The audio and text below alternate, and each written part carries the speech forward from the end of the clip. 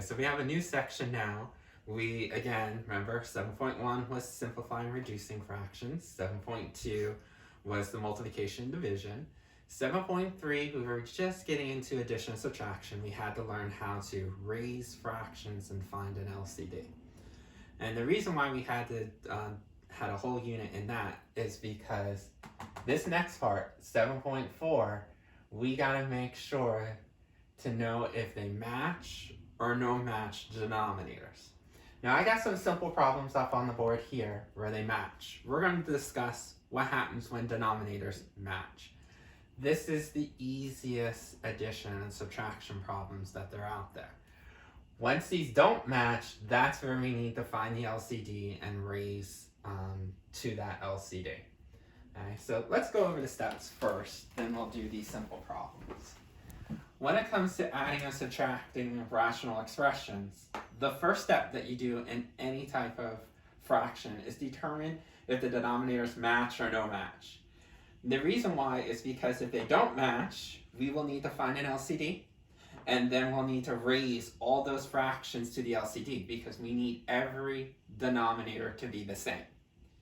Now, if they match, then we can skip these two steps. Okay, so that's the first step, is determine if they match or no match. If there's not matching, go to step 2 and 3. If they do match, which our guys do, we're gonna go right here. If matching, step 4 says keep that same matching denominator. Remember I said denominators are like sizes. You cannot add a size 2 to a size 8. You have to keep them the same size. Once we are done with keeping the same denominator, we need to take the two numerators and put it as one numerator, okay? So we're making two fractions into one fraction. And how we do that is what we're going to do is use parentheses to separate the numerators, and then we're going to have to, once we do that, we're going to make sure that it fits over one top, not two separate fractions. Once we have that rewritten as one fraction instead of two fractions, then we're going to distribute to get rid of the parentheses. Once we distribute, then we can collect any like terms. And then finally, we'll factor out the top just to see if we can reduce the fraction at all. And this is basically our 7.1 rules. So let's take a look at this guy. And the first step that you always do is look at your denominators and ask yourself, do they match or no match? Now this is a simple guy, and we can see right off the bat, we got a match.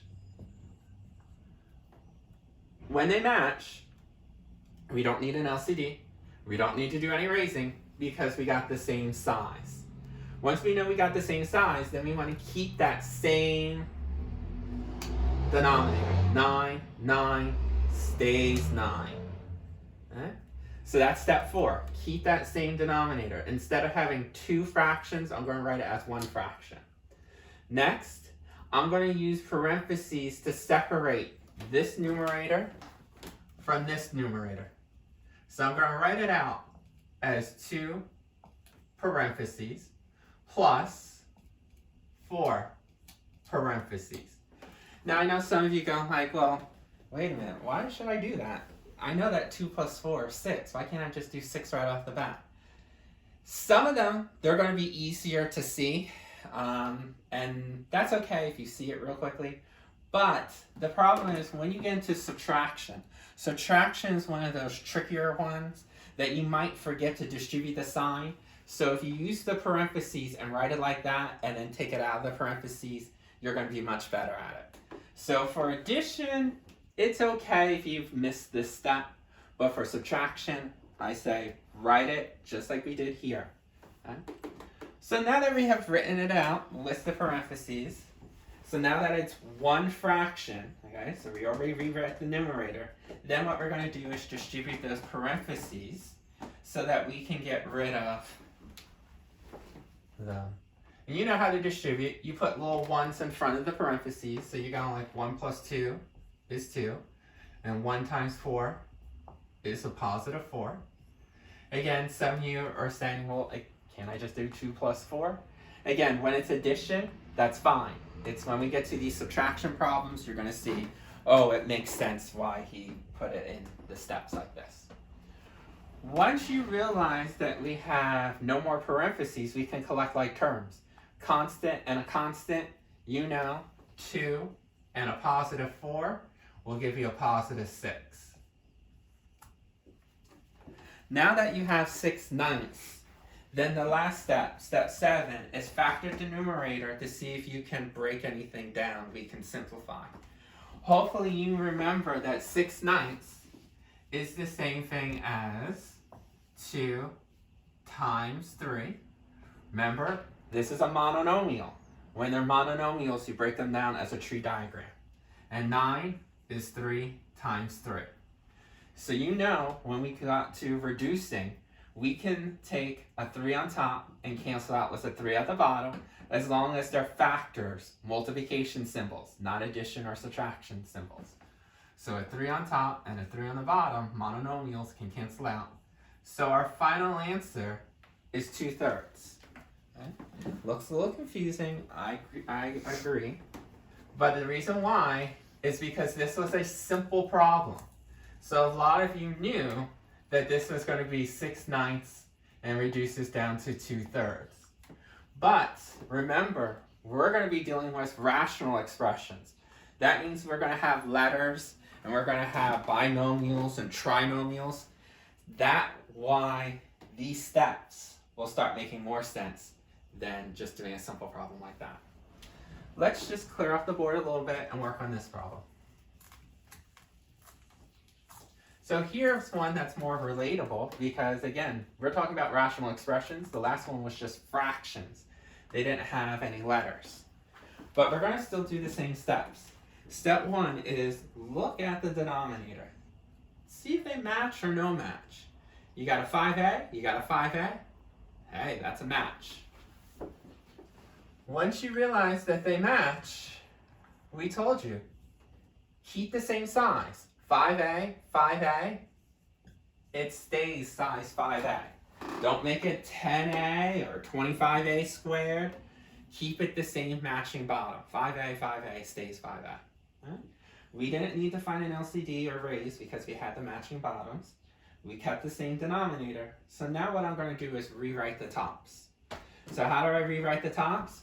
I told you, use parentheses to separate the numerators. So parentheses here and parentheses here. See how I said use parentheses to separate the numerators?